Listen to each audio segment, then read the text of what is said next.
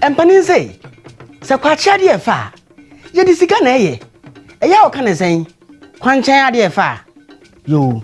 wonim say abebuo bia no eya ye wo abakosem a eta ebinum achi yiw nana Kwakye amia wodi kan eye bono hene ana tachima hene a wotena se wo afe apem ahenson aduonu mienu 1722 na oyodefo ebiew na woye sika tonfo a ne nema ahoro bebre na oye no na wode sika kokko na na eye abakosam kire se empo wono na ayo hene odikan a woye ne boni eka no gold bar ibi na ne bayre mpo na wode sika poma na sinipam enti ye kasa woye odefo a na yedika abakosam kire se bra asante ene bono edi ako a wodi abonofo so enkunim no wotase nananom agudia ene wonima pii kosante mem na enema ne bi wo hokrampa na wonim se wodi sika kokko na aye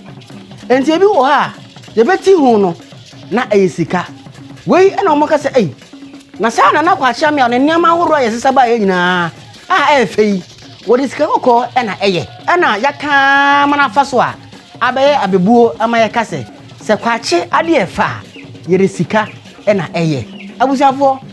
hyene nso se ade bi a efe na eye papa no ne boadin na yere sika nso na age ana eto saade no